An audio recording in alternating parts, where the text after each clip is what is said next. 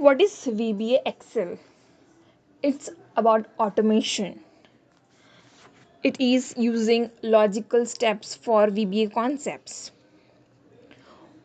What is the basic use of a VBA macro is when we have repetitive work and we implement automation to do that work.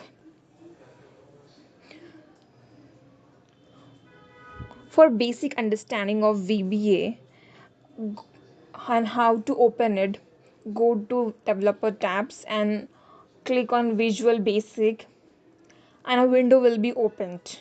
In that, to the left hand side you can see project tab in which you can insert modules and write a code. Within module you can create procedures. If you create a procedure public, then you can use that procedure across all the modules. If it is private, then that procedure can be only used within that module only. Also, you can give name for the procedure.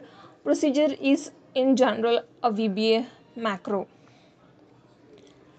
We will run a very basic procedure with VBA code active cell dot value is equal to VBA Excel.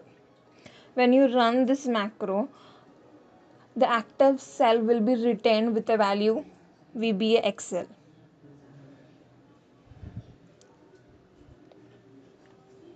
More knowledgeable videos coming up. Stay tuned.